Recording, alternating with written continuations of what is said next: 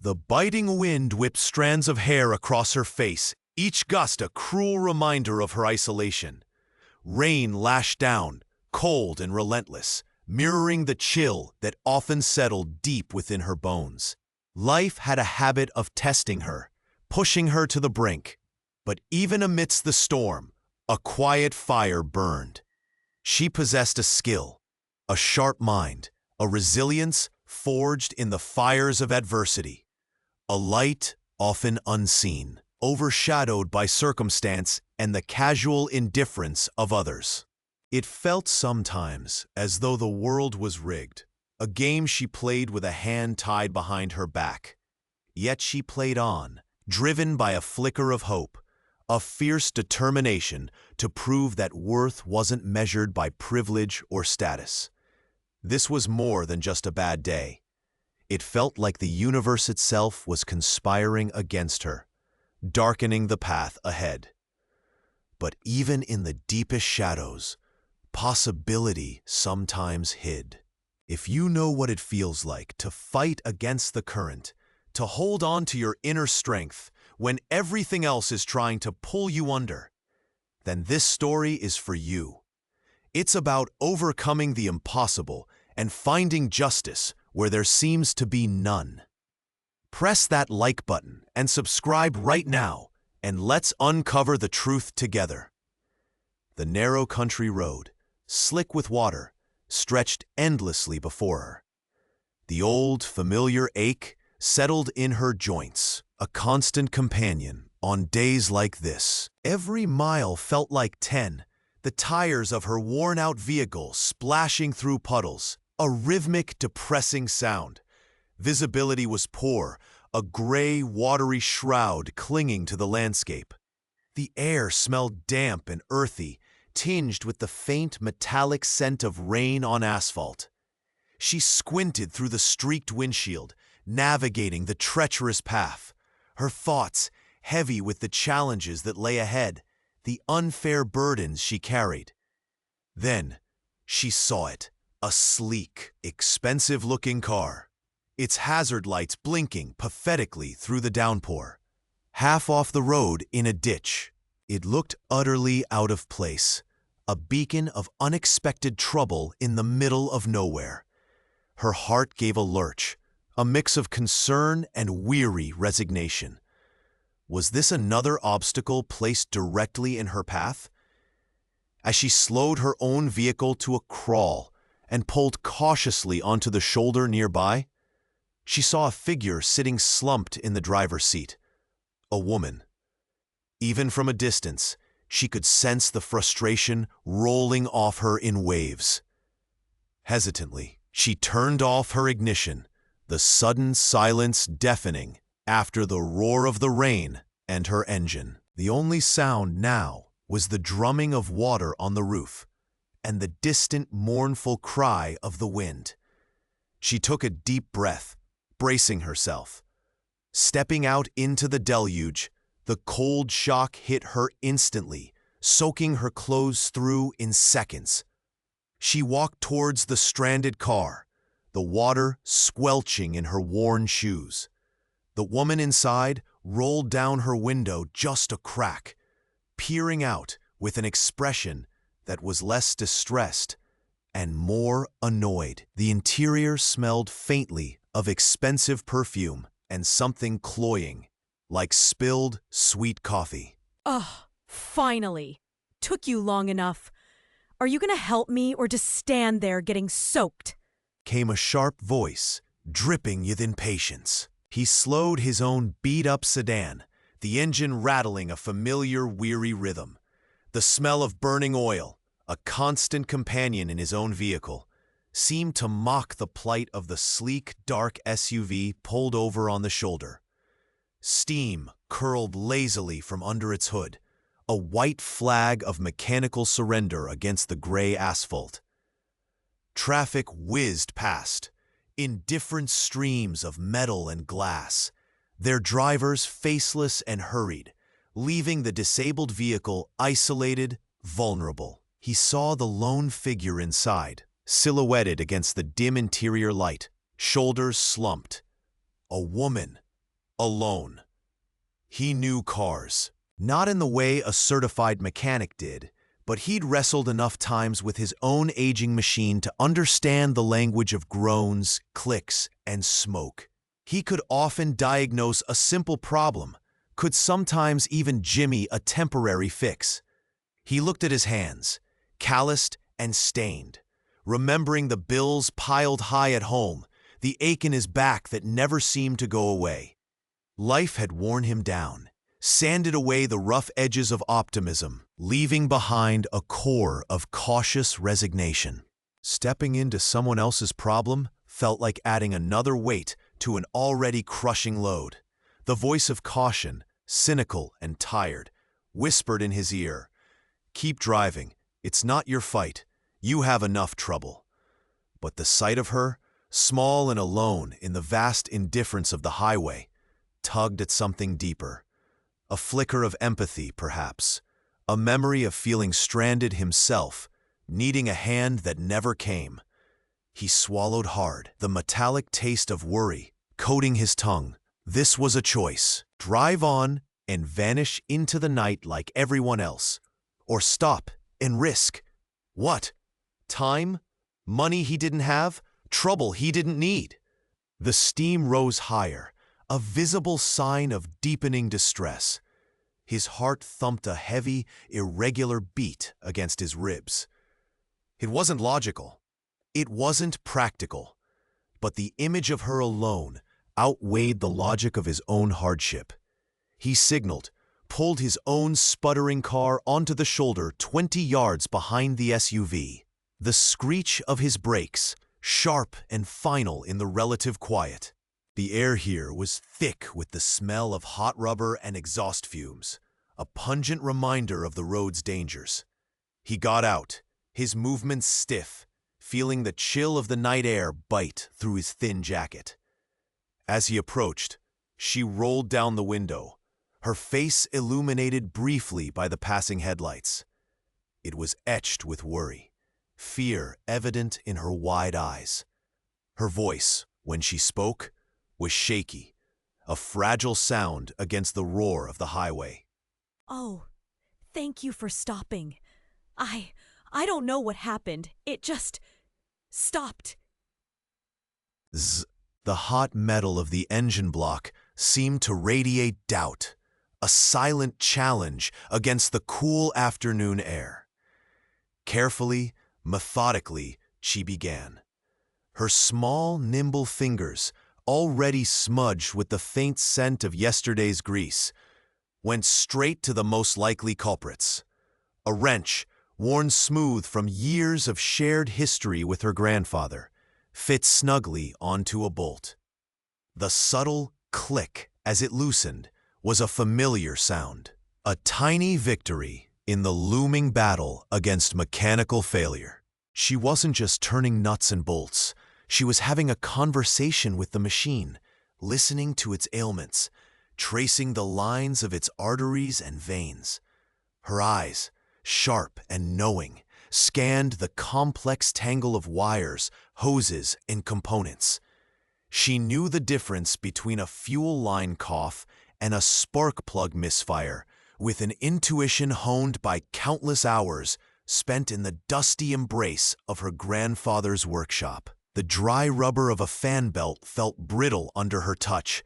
The faint, sweet smell of leaking coolant hung in the air near a corroded hose clamp. Each detail was a clue, whispering the story of the engine's distress. Just as she reached for a screwdriver, a shadow fell over the open hood. She looked up, meeting the gaze of a man standing a few feet away. He was older, his face weathered by sun and time, a look of casual curiosity on his features. But as his eyes registered the scene, a young black girl, maybe 13, 15 at most, standing over a dismantled engine, tools scattered around her feet. His expression shifted.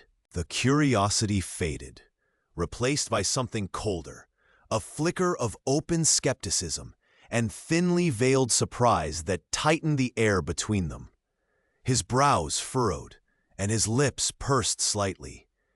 He took a step closer, the worn soles of his boots crunching on the gravel. The smell of gasoline and hot metal mixed with the faint, sharp scent of his own pipe tobacco. He didn't say anything at first, just watched, his posture radiating a silent question. What could she possibly know about this? It was the familiar look, the one that followed her whenever she dared to enter spaces deemed not for her. The weight of his unspoken judgment pressed down, heavy and suffocating, adding another layer of difficulty to the task at hand. This wasn't just about fixing an engine anymore. It was about dismantling a perception, piece by painstaking piece. A ripple began to spread through the periphery of the bustling office floor. It started with a few curious glances, drawn by the raised voices, then the subtle shift in atmosphere. Soon, doorways filled, cubicle walls offered vantage points, and a semicircle of faces began to form, closing in on the unfolding drama. The air, moments ago thick with the hum of keyboards and distant phones, now crackled with a sudden, palpable tension. They appeared quickly, like shadows detaching from the walls. Colleagues who had been mere acquaintances now transformed into an audience. Their initial expressions were a mix of surprise and intrigue, but as they took in the scene, their faces hardened. Judgment descended like a cold shroud.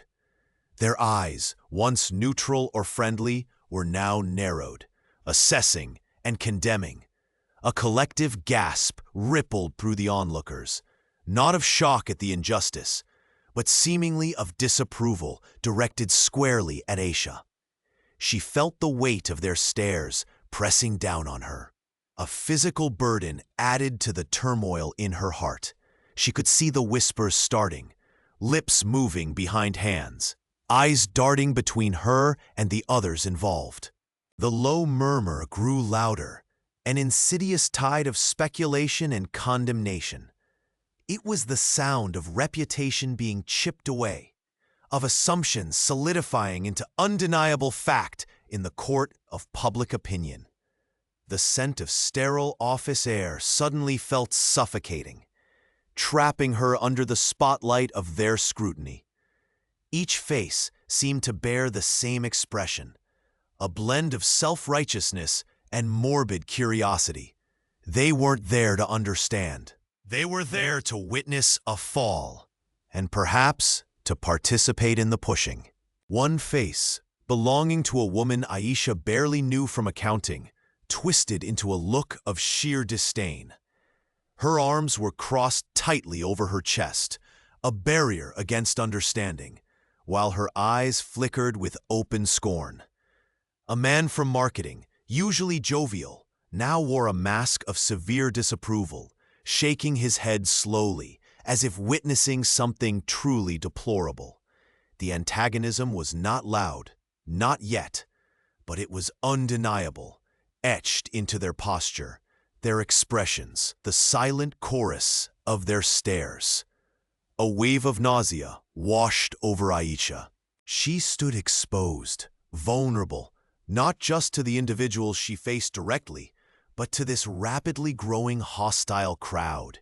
It was a public humiliation, a trial by jury without judge or defense. The seeds of conflict were being sown not just in the direct confrontation, but in the fertile ground of bystander judgment. She heard a distinct, sharp voice cut through the low buzz. Can you believe this? Some people just don't know their place. The words, though seemingly directed at someone else in the crowd, landed on Aisha like stones. They stung with the cold indifference of someone who had already judged and found her wanting. The feeling of being the underdog intensified tenfold. She wasn't just fighting against unfair treatment. She was fighting against a rising tide of public opinion that had already convicted her with nothing but a glance. The walls of the office seemed to shrink, the air growing thinner, under the weight of so many antagonistic eyes. This unexpected audience hadn't just appeared. They had arrived to watch, to judge, and to ensure her isolation was complete. The true battle, she realized with a sickening lurch, had just begun. The air in the room, which had moments before felt merely awkward, now carried a faint, acrid scent, like something burning just out of sight. She felt it settle on her skin, a clammy, unwelcome presence. It wasn't the scent of smoke, but the first whisper of venom, disguised with an unsettlingly polite smile. Her new colleagues, or some of them, had begun to circle. The initial pleasantries faded, replaced by a different kind of scrutiny. It began innocuously enough, or so it seemed. A comment framed as advice, a question laced with an assumption. He leaned forward, his gaze lingering a moment too long. You know, you remind me of someone I used to know. Very spirited. Just be careful not to let that fire burn too hot, especially here. It's a different environment. His words were smooth, almost patronizing, suggesting her natural personality was a liability, a fire that needed dampening in this supposedly sophisticated space. Was spirited a euphemism? Was different environment code? A knot tightened in her stomach, cold and hard. Then a female voice, lighter but with a sharp edge, cut in. Oh yes, we do things a bit differently here. You'll pick it up, I'm sure. Just watch and learn. Some things just aren't for everyone, are they?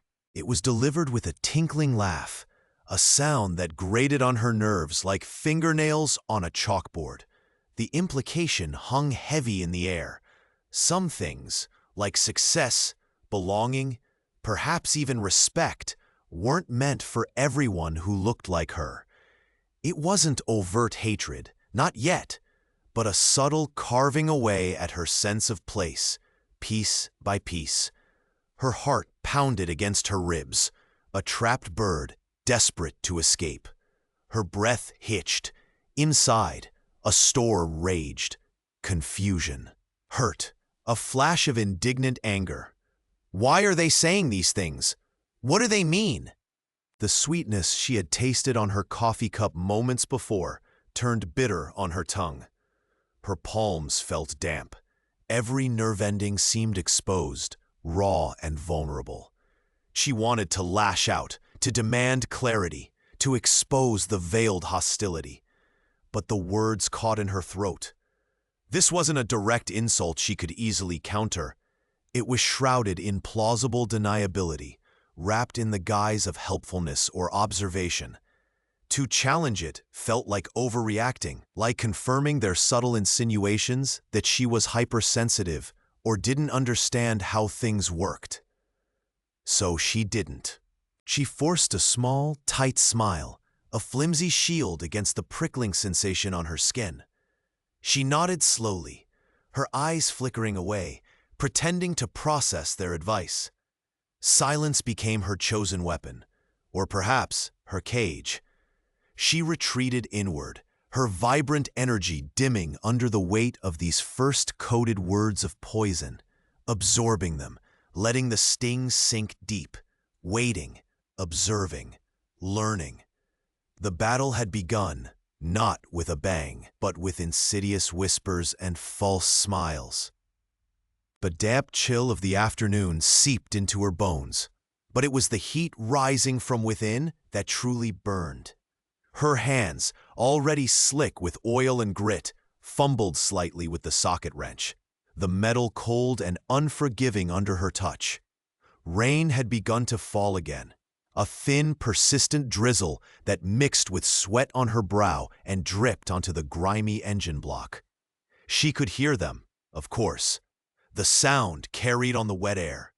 A sharp, cutting laugh, a mocking tone, indistinguishable words swirling into a general hum of derision. It was the noise, they called it. the constant low-level stream of negativity that followed her, a foul odor clinging to her every move.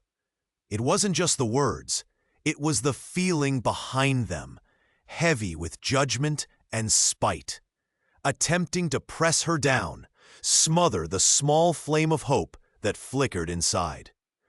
Her jaw tightened, a muscle ticking near her ear. The wrench slipped, scraping against the metal frame, sending a jolt up her arm. A wave of pure hot anger threatened to break through the surface, promising the fleeting satisfaction of shouting back, of throwing the tool, of acknowledging the pain they were so eager to inflict. But she couldn't. Not now, not ever, if she could help it. Her gaze dropped, focusing intently on the stubborn bolt resisting her efforts. It was rusty, fused slightly to the housing. It represented everything: the resistance, the decay, the obstacle. Ignoring the distant, irritating sound of their voices, she pressed harder, shifting her weight, feeling the strain in her shoulders and back. The smell of old oil, coolant, and wet asphalt filled her nostrils, grounding her in the immediate reality of the task. This was solid, tangible. Their words were air, venomous vapor she had to learn to let pass through her. She pictured the bolt in her mind, visualizing the threads, the way the wrench needed to grip it just right. Her fingers, clumsy with cold and grime, adjusted the tool's angle. The noise drifted closer, sharper this time. Still trying to fix that heap? Just give up. You know you can't do it. Yeah, waste of time. Just like everything else. The words struck like small, sharp pebbles, stinging but not breaking the skin. Not if she didn't let them. She bit down on her lower lip, tasting the faint, coppery tang of effort. Her focus narrowed further, excluding the sounds, excluding the chill, excluding the raw ache in her chest. There was only the bolt, the wrench, and the necessary movement. Her determination hardened into a brittle shield. Every ounce of mental energy she possessed was channeled into this one small victory against the broken machine.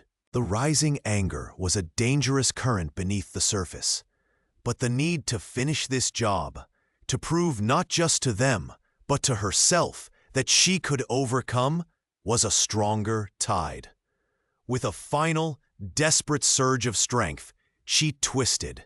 There was a screech of protesting metal, then a sudden, satisfying give. The bolt was loose, a tiny victory, yes, but in the face of the noise, it felt monumental. The air around the disabled vehicle thickened, heavy, not just with the scent of hot asphalt and faint, acrid exhaust fumes, but with a palpable hostility that felt almost physical. It had been simmering, a low boil of disdain, but now it surged, breaking the surface in sharp, cutting waves. The antagonists, no longer content with veiled insults or dismissive glances, circled closer, their voices dropping in pitch, their words laced with a venom that stripped away any pretense of casual cruelty. A sneer twisted across the man's face, broader, more confident now. Still can't get this piece of junk moving, huh? Tells you everything you need to know, doesn't it? His gaze wasn't just mocking. It felt invasive, like a physical probe. The woman beside him added her own layer of cruelty, her voice dripping with false sympathy that was more cutting than outright anger. Oh, honey, maybe you're just not cut out for this kind of thing. Some people just don't have the aptitude for anything practical. Her eyes flickered downwards, a dismissive look that encompassed the broken car, the dust clinging to the tires, and, worst of all, the woman standing helplessly beside it. It was a challenge, not just to her ability, but to her very worth. The heat of the sun felt unbearable, pressing down, trapping her here in this suffocating space of judgment. She felt a tightness in her chest, a desperate urge to lash out or flee, but her feet felt rooted to the scorching ground. Her hands trembled slightly as she clutched a greasy rag. It's just the engine. A small part, I can fix it. Her voice was quiet, perhaps too quiet, lacking the conviction she desperately wished she possessed. It seemed to fuel their aggression. Fix it. With what? Wishful thinking. Look around, lady. You're miles from anywhere. Your phone's dead, and your so-called skills clearly aren't cutting it. He took a step closer, invading her personal space, forcing her to instinctively recoil. The woman laughed, a brittle, unpleasant sound that grated on the nerves. Maybe someone should call a tow truck. Or maybe not. It's kind of entertaining watching you struggle. The atmosphere crackled with their malice, turning the quiet roadside into a stage for their casual brutality. Every word, every look was designed to diminish, to humiliate. She could feel the prickling sensation of tears threatening to spill, a frustration and hurt so profound it was physically painful.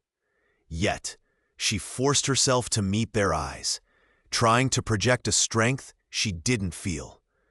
Meanwhile, back near his own pristine vehicle, the stranger remained. He hadn't moved, hadn't spoken, hadn't intervened. His eyes, shaded by the brim of his hat, seemed to take in everything.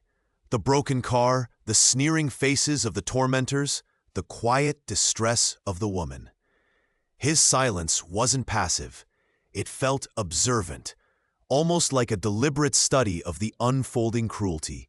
His presence a silent question mark hanging in the tense, hot air. The fine solder point, usually a delicate dance of heat and precision, now felt like trying to thread a needle while blindfolded during an earthquake. Maria wiped sweat from her brow. The metallic tang of old components thick in the air around her. The complex circuitry lay exposed, a tangled, intimidating mess of wires and boards that seemed to mock her efforts. Every connection she checked led to another anomaly. Every potential fix revealed a deeper, more insidious problem, hidden beneath layers of dust and decay. The faint smell of something acrid lingered, a constant reminder that damage ran deeper than she had initially believed. This wasn't just a faulty wire or a loose screw. This was a complete system failure, intricately woven into the core of the machine. Just as she felt a flicker of hope, identifying a possible source of the issue, a shadow fell over her workbench. It was Mark, flanked by Sarah, their faces twisted into smirks that promised only malice. The air in the room seemed to grow heavy, oppressive. Still messing with that junk heap, Maria? Thought you'd have given up by now. Mark's voice was dripping with false sympathy, a cruel undertone vibrating beneath the surface. Maria's fingers, greasy and stained, tightened around the small screwdriver. She didn't look up, focusing intensely on the intricate maze before her. But she could feel their eyes on her, dissecting her struggle. Oh, bless her heart. Trying so hard? It must be tough when you're just not equipped for this kind of thing, isn't it? Sarah's tone was like ice, sharp and condescending. Her words, though soft, felt like physical blows, chipping away at Maria's dwindling confidence. The pressure intensified. Not only was the technical problem a formidable enemy, but the constant barrage of doubt from these two was a relentless psychological assault. Each muttered comment, each shared laugh, each heavy sigh they deliberately made seemed designed to amplify her frustration, to make the impossibility of the task feel crushing. She felt a wave of exhaustion wash over her, a profound sense of being overwhelmed. What if they were right? What if this was beyond her? The thought, insidious and cold, snaked its way into her mind, chilling her to the bone despite the warmth of the workshop lights. The sheer scale of the repair, combined with their persistent, venomous presence, created a suffocating environment. She gripped the screwdriver tighter, her knuckles turning white. The technical challenge was daunting, but the human element, the cruelty of those who wanted her to fail, felt almost insurmountable. Doubt gnawed at her, whispering that giving up was the only sensible option. Her fingers, coated in grime and tasting faintly of oil from where she'd wiped a frustrated tear, fumbled with the stubborn connector. The engine bay felt like a furnace, radiating the heat of 1,000 failed attempts. Sweat beaded on her brow and trickled into her eyes, blurring her vision, but she blinked it away. The broken-down car wasn't just metal and wires.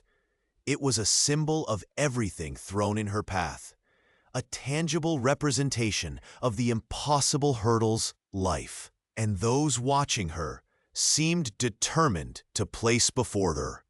Behind her, she heard the low murmur of cruel amusement, the snickers that chipped away at the edges of her resolve. They stood there, smug and certain of her failure. It wasn't just the car she was battling. It was their oppressive certainty that she didn't belong, that she couldn't possibly succeed. Their negativity hung in the air like a sour smell, thick and suffocating. Look at her! Thinks she can just fix anything. Some people just aren't meant for this kind of thing. 0. Give up already. You're only making it worse. Just call a tow truck and admit you're beaten. The words, sharp as shards of glass, pierced the humid air, but she forced herself to focus on the intricate puzzle before her. A deep breath filled her lungs, not with air, but with a simmering refusal to yield. Her back ached, her hands were scraped, but a fierce determination ignited within her core, burning brighter than the afternoon sun. They wanted her to break? They wanted her to concede? Not today. Not here. She gripped the tool tighter, ignoring the tremor in her hands. This was about more than getting the car started. It was about proving them wrong, about reclaiming a piece of her dignity they had tried so hard to strip away. She remembered the countless times she'd been underestimated, dismissed. Each slight, each doubt cast upon her capabilities fueled this single, overriding need to push through. She leaned back into the engine bay, her eyes scanning the complex network of hoses and wires, searching for the source of the issue. Her fingers traced the path of a thick cable, feeling for any looseness or damage. That's when she felt a gentle tap on her shoulder. Startled, she turned to see the stranger, his face lined with a quiet understanding. He held out a smaller, specialized wrench, one she hadn't thought to use. His eyes met hers, not with pity, but with a shared acknowledgement of the struggle. Sometimes the right tool makes all the difference. He didn't wait for thanks, simply gave a subtle nod and stepped back, leaving the small act of kindness hanging in the air like a lifeline. Clutching the wrench, a renewed surge of hope mixed with her fierce resolve. She applied it to the stubborn connector, feeling the satisfying click as it finally seated into place. Her breath hitched in her throat. This could be it. Wiping her hands on her grease-stained jeans, she climbed into the driver's seat, her heart pounding against her ribs. The antagonists watched, their smug expressions momentarily replaced by uncertainty. Turning the key, she closed her eyes, sending a silent plea into the universe. The engine sputtered, coughed, and then roared to life, a triumphant sound that echoed her own inner victory. The smell of exhaust was suddenly sweet, the heat from the engine a welcome warmth, not a burden. She hadn't just fixed a car, she had defied the pressure. Her fingers, slick with grime that smelled faintly of stale gasoline and hot metal, traced the labyrinthine pathways beneath the car's hood. Doubt gnawed at her, a cold counterpoint to the heat radiating from the stubbornly silent engine. But desperation was a potent fuel. The antagonist's sneers, sharp as shards of glass, seemed to echo in the humid air around her. They stood just yards away, their cruel laughter a relentless hammer against her resolve. One of them, the woman with eyes like chips of ice, scoffed loudly. Just give up already. You think a girl like you can fix that heap? It's scrap metal. But then, a flicker of understanding ignited in her mind. It wasn't just a dead battery or a simple clogged filter. Her eyes landed on a bundle of wires near the firewall, hastily concealed but distinctly out of place. A surge of adrenaline, sharp and sudden, cleared the fog of exhaustion. It was sabotage. A crucial connection, intended to look intact from a casual glance, was expertly loosened, hidden just enough to drain power or disrupt a vital signal without immediate detection. Rage, cold and pure, mixed with the thrill of discovery. They hadn't just incapacitated the car, they had actively, maliciously broken it. Ignoring the tremor in her hands, a mix of fury and physical strain, she worked. The small, forgotten multi-tool she carried felt heavy and purposeful now. With painstaking care, using a tiny screwdriver blade, she nudged the connector back into place. It clicked home with a faint but utterly satisfying sound, a tiny victory in a war of attrition. She wiped her hands on her greasy jeans, a faint, metallic tang on her tongue, and stood back, her chest tight with anticipation. It was the crucial step, the precise point of failure they had created. She climbed into the driver's seat, the worn fabric rough against her skin, her heart pounding against her ribs like a trapped bird. She inserted the key, her gaze locked on the dashboard. A deep breath filled her lungs, tasting of oil and hope. She turned the key. The engine coughed, sputtered, a ragged, uncertain sound that clawed at the silence. Then, with a lurch and a roar that vibrated through the very frame of the car, it caught. A gasp escaped her lips, a fragile sound of triumph. It ran. It actually ran. The antagonists' faces, moments before contorted in mockery, froze in expressions of stunned disbelief. The male bully, who had been leaning against a fence post with a smug smirk, straightened abruptly, his jaw slack. No way. She didn't. The woman's icy eyes widened, her face flushing a mottled red that clashed violently with her carefully applied makeup. What? How dare she? I told you to make sure it was dead. Their shock quickly curdled into furious indignation, their laughter silenced, replaced by muttered curses and hostile glares. She ignored them, her gaze fixed on the humming engine, the vibration of the steering wheel under her trembling hands. The scent of warm oil and exhaust filled the air, no longer a smell of failure, but of possibility. Accomplishment washed over her, a warm, powerful tide. They had tried to break her spirit by breaking her escape, but she had found the pieces they had hidden and put them back together.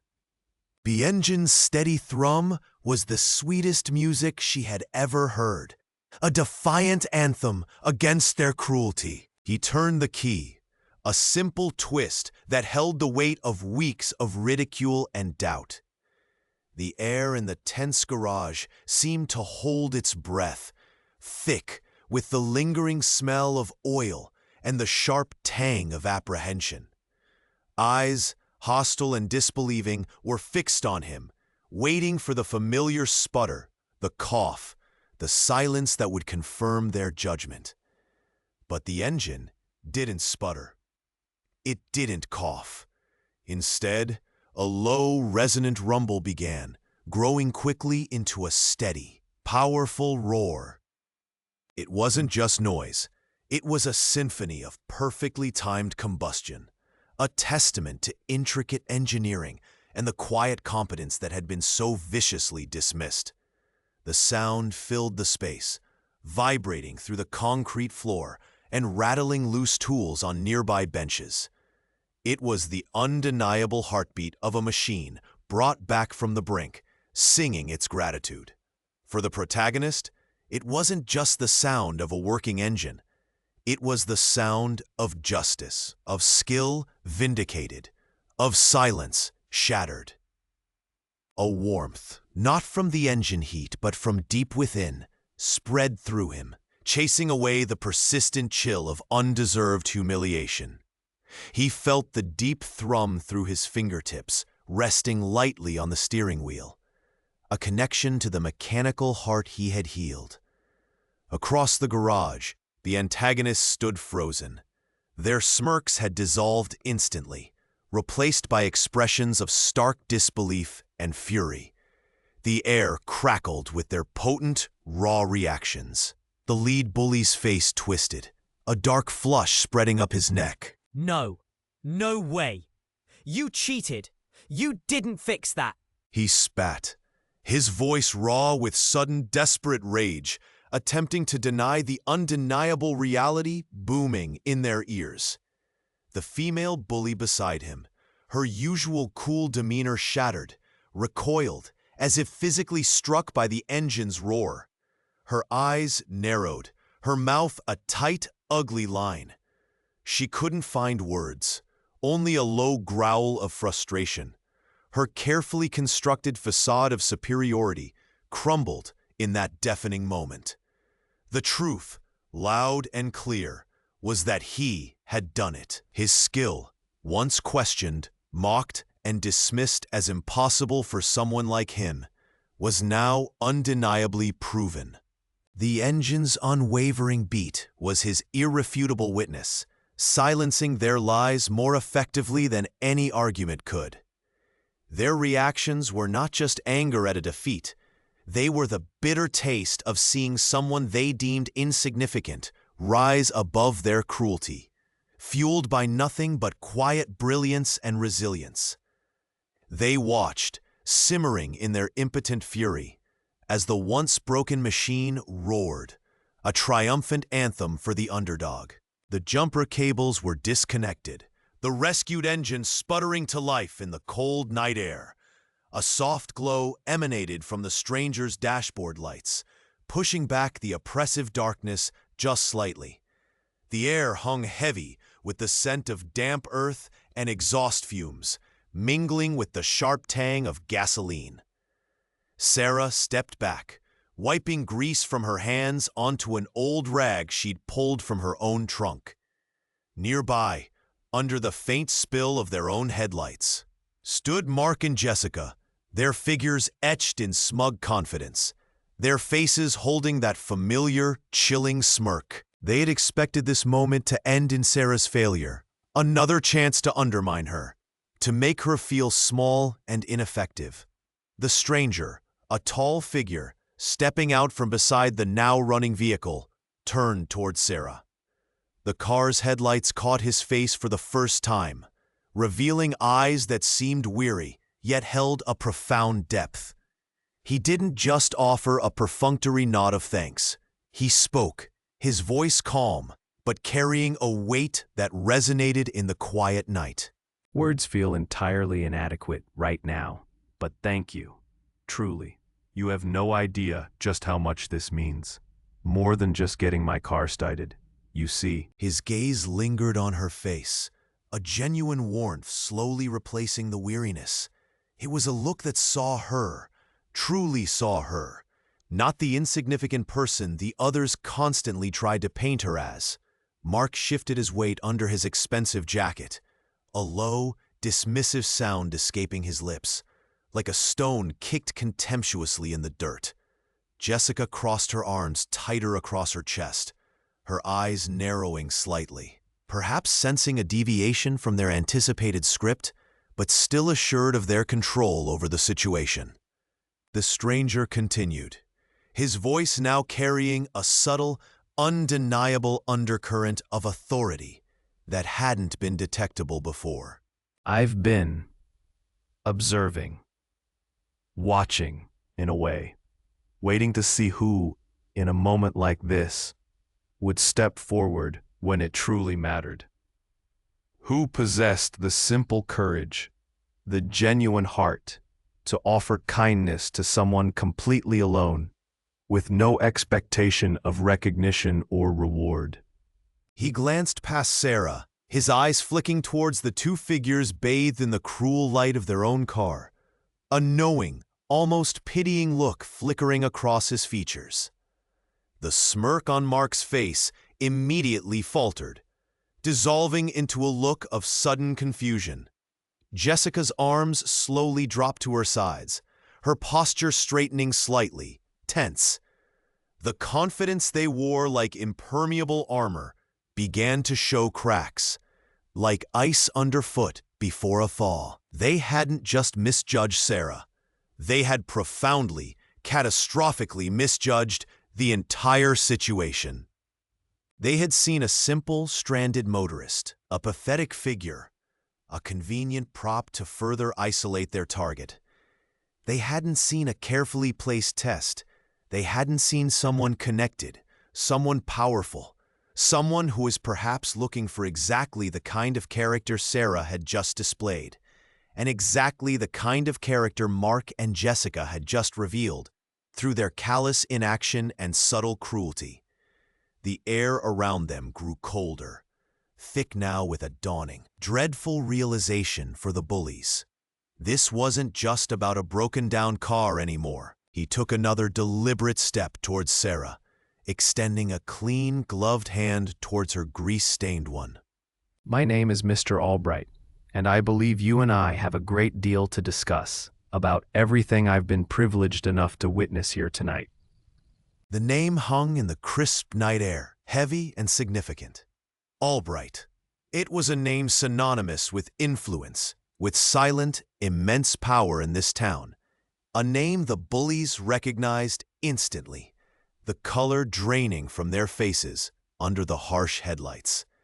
The twist had begun, subtle yet seismic, shaking the very ground beneath their arrogant feet. Their carefully constructed world of petty tyranny was about to crumble, because they had been so blind, so consumed by their own cruelty and arrogance, they hadn't recognized the wolf in sheep's clothing, and worse, they hadn't recognized the true value and quiet strength of the person they sought to destroy. A heavy quiet descended, thick and suffocating, as the stranger's gaze settled upon them. It wasn't accusing, not yet, but it was steady, knowing, and utterly unnerving. He hadn't raised his voice, hadn't made a grand scene, yet his presence now felt like a physical weight pressing down on the room, changing the very air they breathed. A chill that had nothing to do with the temperature seemed to prickle the back of the male bully's neck. The casual arrogance that usually clung to him like a second skin began to peel away. The female bully, ever the sharper of the two, felt a cold dread coil in her stomach. Her carefully constructed mask of indifference wavered, revealing a flicker of genuine fear in her eyes. The sweet, cloying scent of her expensive perfume suddenly felt nauseatingly artificial in the tense atmosphere. The stranger took a slow breath, his expression unchanging, and then, his voice, calm and clear, cut through the silence. It wasn't loud, but it carried an undeniable authority that demanded attention, silencing the frantic thoughts beginning to race through the bullies' minds. I have been watching. His words were simple, understated, yet they landed with the force of a physical blow. The male bully visibly recoiled, a tremor running through his hand, clutching a nearby pen. He stammered, his face blanching slightly. Watching? Watching what? We were just having a conversation, settling a dispute. His voice was tight, a thin wire of defensiveness stretching taut. The effortless cruelty was gone, replaced by a desperate attempt to appear reasonable. The stranger's eyes remained fixed on him, unwavering. I saw the conversation. I heard the words exchanged. Words that tear down, that humiliate, that seek to diminish another human being. He paused, allowing the full weight of his statement to settle. The female bully scoffed, a brittle sound that cracked under the pressure. She attempted to regain her composure, pulling her shoulders back, but the tremor was now noticeable in her hands as well. Oh, please. Don't be so dramatic. We were just giving some honest feedback. Some people can't handle the truth. Her voice was laced with its usual contempt, but it lacked its former conviction.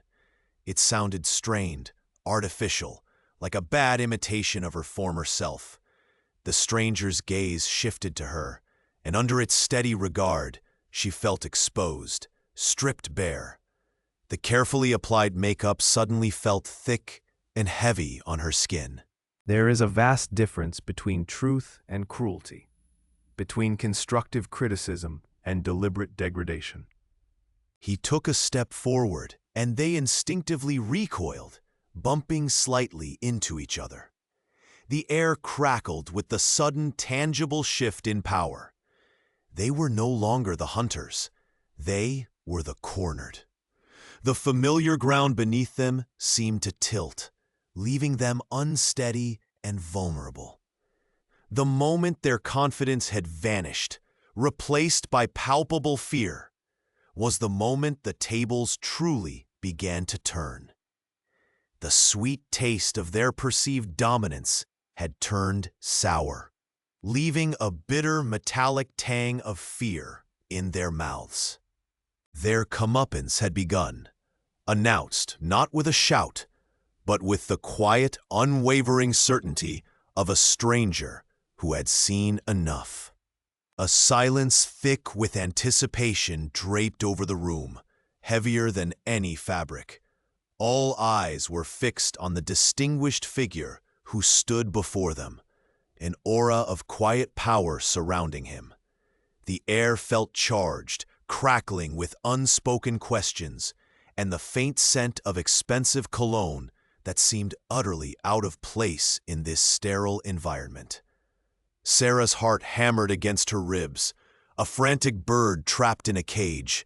She braced herself, unsure what revelation could possibly follow the stranger's cryptic words. Then, the man smiled, a genuine warmth softening the lines around his eyes, though his expression remained solemn. He looked directly at Sarah, and something in his gaze felt profoundly familiar, yet she couldn't place it. You don't remember me, do you? Not surprising. It was a long time ago, and I was different then. Younger, far less fortunate. He paused, letting his words hang in the air. The faces of the bullies twisted with confusion, then suspicion. This wasn't going at all how they'd planned. My name is Elias Thorne, and 20 years ago, I was the penniless young man you found shivering on a park bench, soaked and hungry. You, with your last few dollars, saved from a meager part-time job, didn't just offer me a warm meal. You offered me hope.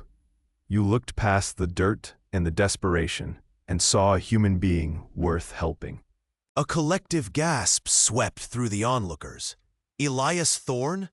The name resonated like a bell of power and influence. Elias Thorne, the tech mogul, the philanthropist, the man whose name was synonymous with success.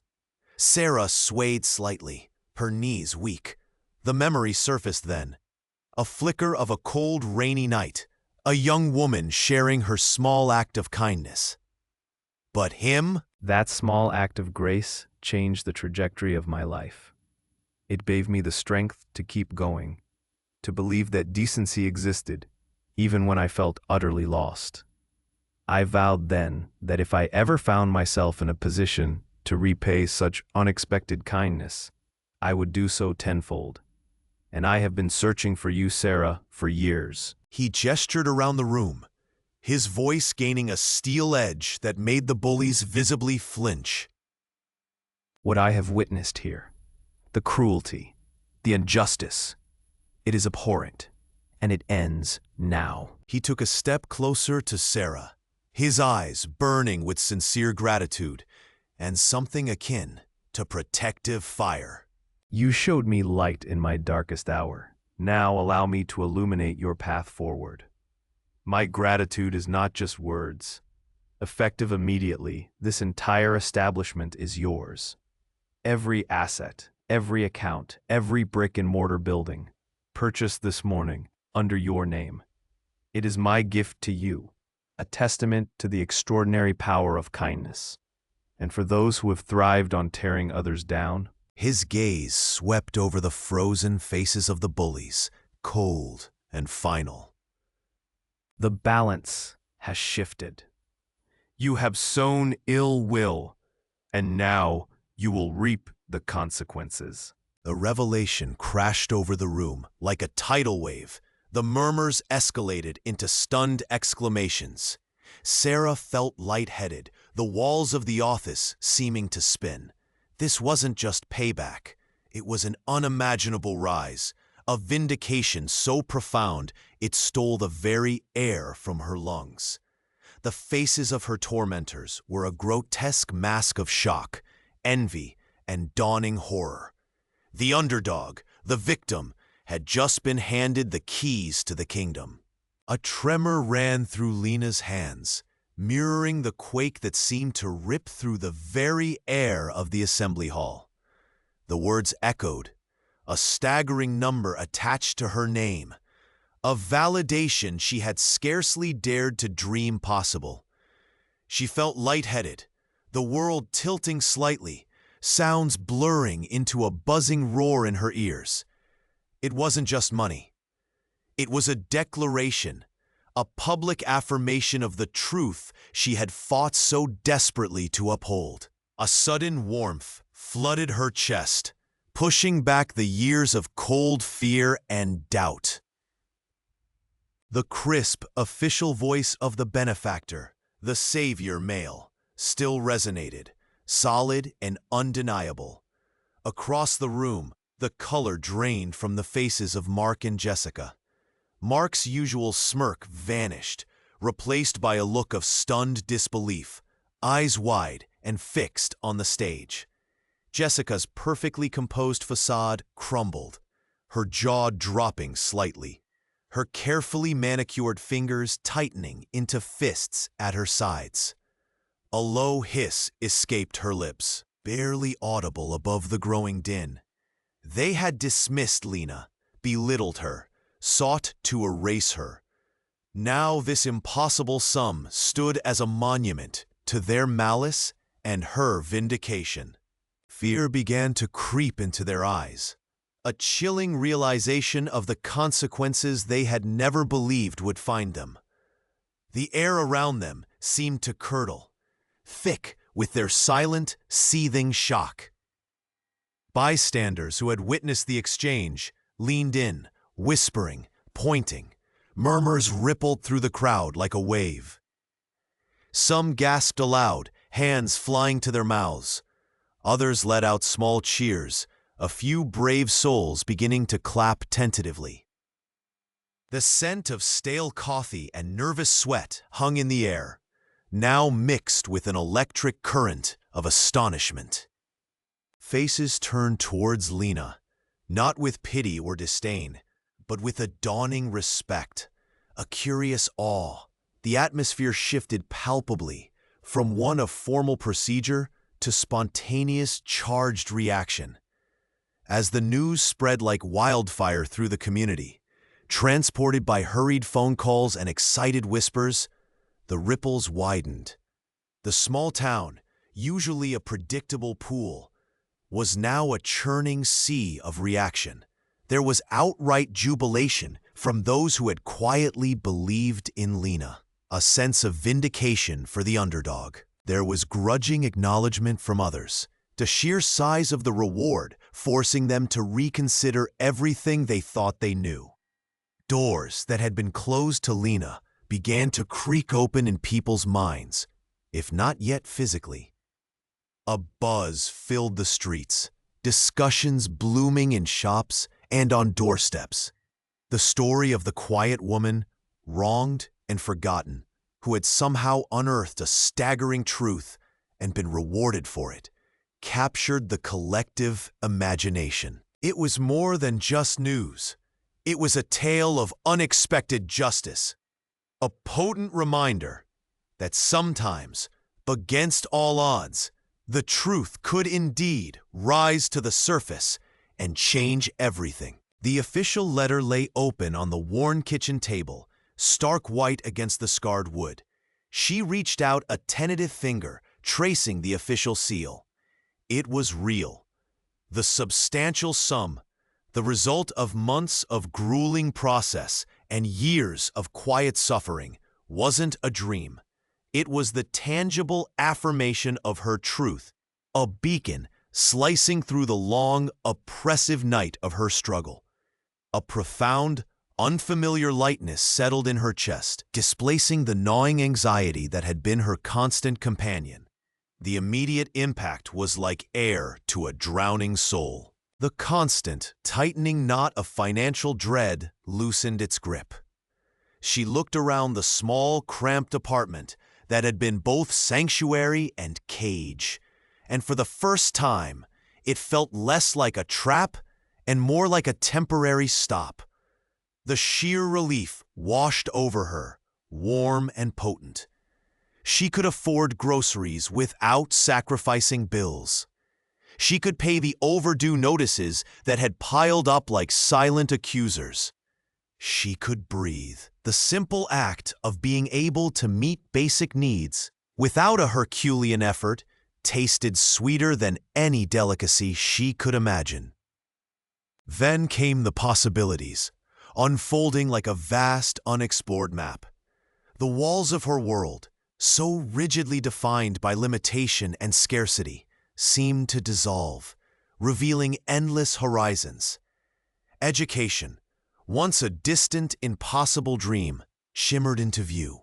A path towards a future she could actively build, not just passively endure.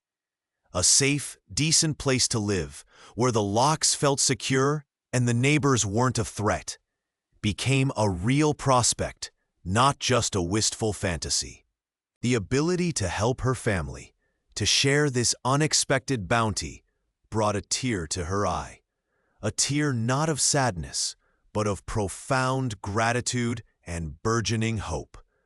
The feeling of vindication was a quiet, powerful current beneath the surface.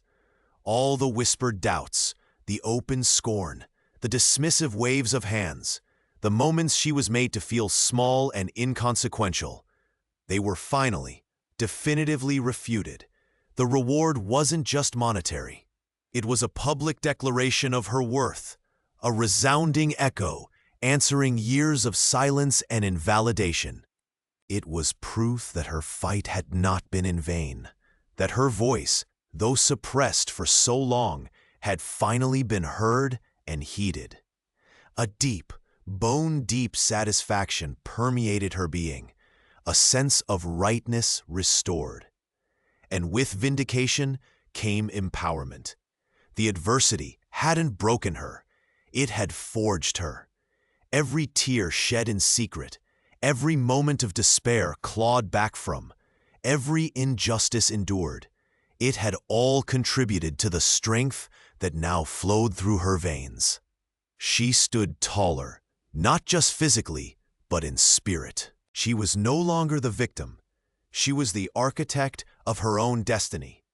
The future, once a terrifying, uncertain void, now felt vibrant and full of promise, a testament to her resilience and the justice finally delivered. The air, filtering through the open window, smelled not just of the city, but of freedom and a new beginning. She closed her eyes, savoring the feeling of the sun on her face, a warmth that seemed to mirror the light blooming inside her soul. The dust settled, both literally and figuratively. Looking back, it was clear the journey had been far more than just fixing a broken engine or reclaiming stolen property. It was a brutal, unexpected masterclass in the harsh realities of prejudice, a relentless test of will, and a surprising discovery of grace in the most unlikely corners. She had walked through fire, scorned and dismissed, felt the biting chill of judgment, based solely on who she was, not what she could do. The weight of those assumptions had been heavy, suffocating at times, a constant, acrid smell in the air of her struggle. Yet, embedded within the jagged edges of that cruelty were slivers of something unexpected, something warm and fortifying. The quiet nod of respect from someone who saw her worth, the timely intervention from a person with the power to see beyond the surface. These moments, rare and precious, were like sudden bursts of sunlight breaking through storm clouds, reminding her that not everyone was bound by narrow vision. They were proof that kindness, though sometimes hidden, still existed. A sweet, this wasn't just her story. It was a reflection of countless others who faced similar walls built of ignorance and bias. It underscored the quiet strength found in those underestimated, the profound impact of a single act of unexpected kindness, and the undeniable truth that perseverance, fueled by purpose, could dismantle even the most entrenched prejudice. It served as a potent reminder that looking under the hood of a person, truly seeing their character, their skills, their heart, was the only way to truly understand their potential. It was a call to look past the veneer, the stereotypes, the snap judgments, and dare to see the intricate, valuable machinery within every human being. The air around the garage, once thick with tension and the metallic tang of despair, now held the faint, lingering scent of victory and the clean smell of hope. The hum of the restored vehicle was not just the sound of an engine running smoothly, but the quiet roar of justice served, of resilience rewarded. The harsh glint of judgment in hostile eyes had been replaced by the soft glow of dawning respect in others. It was a powerful lesson, etched into the grease under her fingernails and the lines of fatigue around her eyes, that the fight for fairness was worth every struggle, that standing firm against the tide of prejudice could inspire ripples of change, and that sometimes the most unexpected alliances forged in the heat of conflict could offer the deepest wells of strength. The sun dipped below the horizon, painting the sky in hues of orange and purple, a quiet, beautiful end to a tumultuous day, and a poignant reminder that even after the darkest storm, the promise of a new dawn always remained. The long road ahead might still hold challenges, but she now carried the indelible knowledge that the most crucial lessons weren't found in textbooks, but forged in the crucible of real-life trials, revealing the true power of the human spirit when pushed to its limits.